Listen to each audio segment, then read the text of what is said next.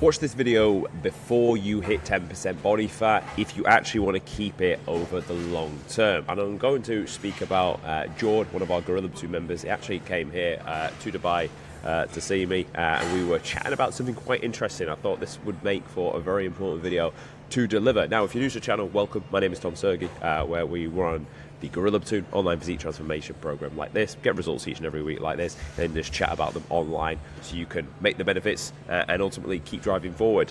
We've helped many men obviously inside our community, but also people on YouTube message me on Instagram saying, look, these are the results I'm getting because of your videos, so thank you very much. So, you know, the content's there and it works. So let's get into this video. So we were chatting the other week. We were walking back from a gym session together. Now, George started with me in January of this year to do a fat loss phase, which actually turned into a photo shoot. So this was this was end of May, best part of 20-week fat loss phase. Great amount of muscle to start with. Peeled him up till the abs were clean and crispy. But this was his first proper fat loss phase. So he was progressing nicely through this fat loss phase. We held on to, I would say, all of the muscle whilst dropping a good amount of fat. I think we dropped around about 15 kilos or so. So a good amount of body fat ended up coming off in this process. Now, what he wasn't prepared for, and only in hindsight we can speak about this now, is when he got to the end of the transformation, having been restricted for a while, naturally he wanted to eat off plan and eat some like foods. And he's from America, and we were actually in Miami for the shoot, and we had a little bit of off plan after. And you know, there's endless things to eat in America food wise. Obviously I'm British, but I do like to go over there and enjoy what America has to offer because it's a fucking great country. Now, what happens when you do this? Well, if you eat foods like burgers and stuff that are off plan, when you get to this lean level, you're naturally, when you've done a fat loss phase like this, your hormones, your hunger signaling hormones like leptin and ghrelin will be a little bit enhanced, meaning you will want to eat your arm more often than not. So going out and eating and binging certain foods, what's that's going to do to you? Well, it's going to spike those, therefore you're going to want to do more and eat it again. Bear in mind you've been restricted for 5 months and probably thought of all the foods you wanted to eat during this process anyway.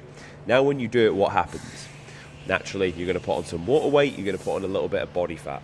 You're going to increase the overall, or you're going to lose a bit of the condition. And this is something that can happen over a few weeks, and before you know it, you're nowhere near as lean as you were at the photo shoot, and you've kind of lost the condition. Then what happens? Well, you want to get it back.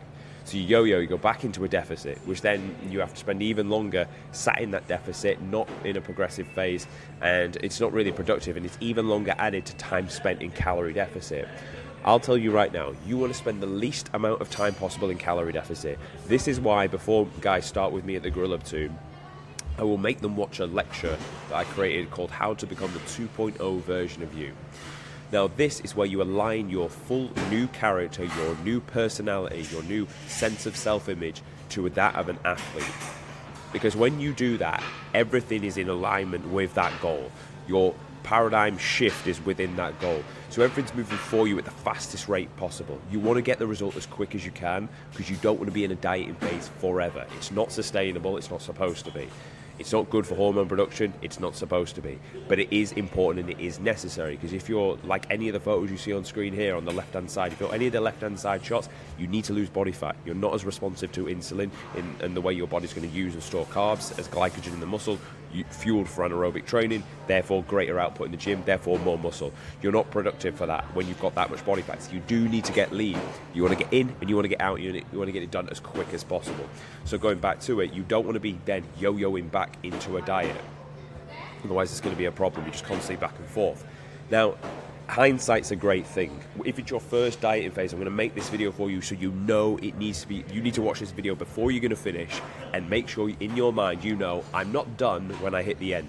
I'm done when I've reversed back to maintenance. So this is what you do.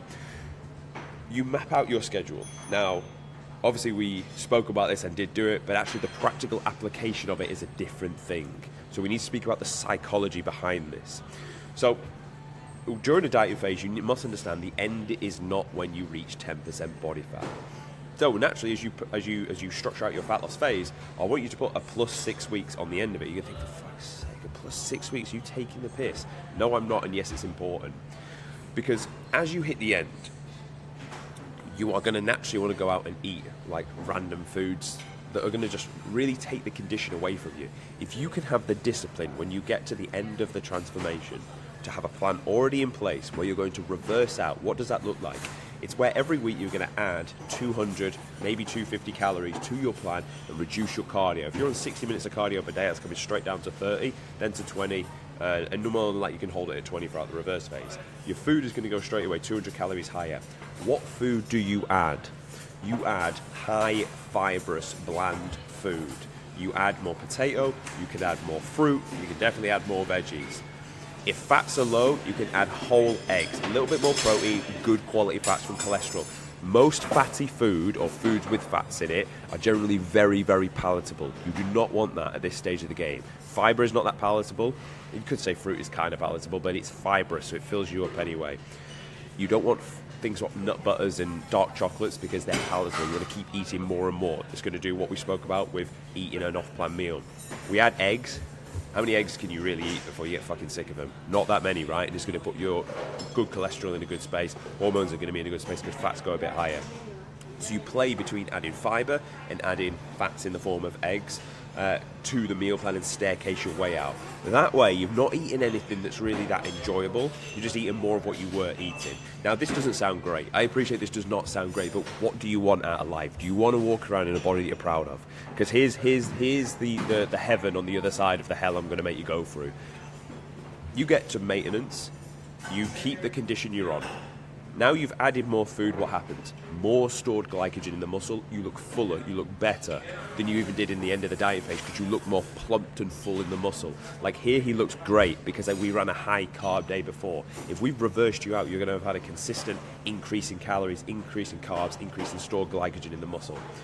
What does more stored glycogen in the muscle result in?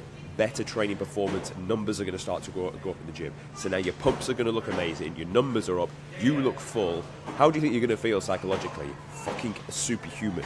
There is no better time in your physique development career than that very, very specific moment I spoke about. Because you're the leanest you've ever been, you're full, and your numbers are going up. So you're just overall enjoying the process. What is this going to do for you now?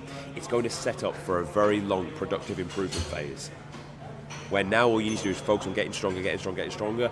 Numbers are not really getting stronger. I'm starving, a little bit more food goes in. And you can rinse the back end of that for about 6 months before you even need to look at touching and doing a cleanup. And from a little bit more of a sciencey standpoint, very responsive to insulin when you're lean.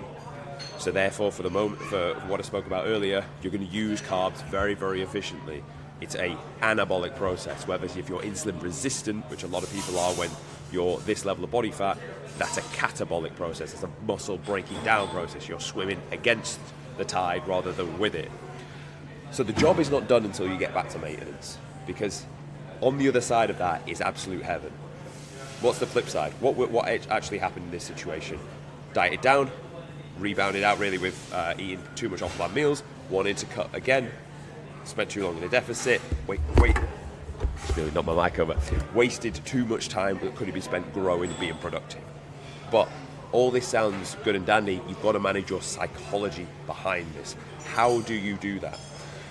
You need to, during this process of getting very, very, very lean, you will have taught yourself self-respect, but a lot of you would not have really have looked at that as face value. A lot of you see this as you are trying to stick to a meal plan. You're not trying to stick to a meal plan to get in shape. This is why I say you are an athlete first. You will treat yourself like an athlete. When you treat yourself like an athlete, naturally your standard for yourself will increase. Your self-respect will increase.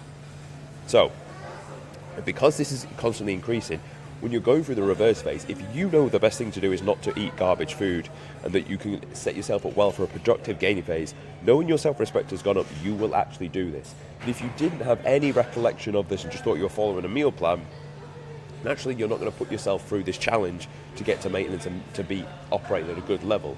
Therefore you'd binge and you'd eat too much. So you really want to make, and the lessons learned from this are, you want to understand that it's not finished until you get back to maintenance.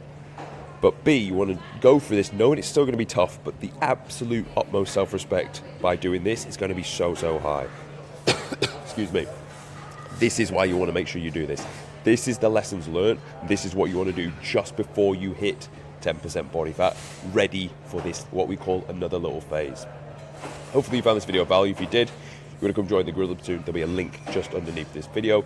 Come join us on the inside. We'll change your life, change your physique, and then you can come climb mountains with us in your spare time. Thanks for watching as always, and as we turn up daily, I'll see you tomorrow.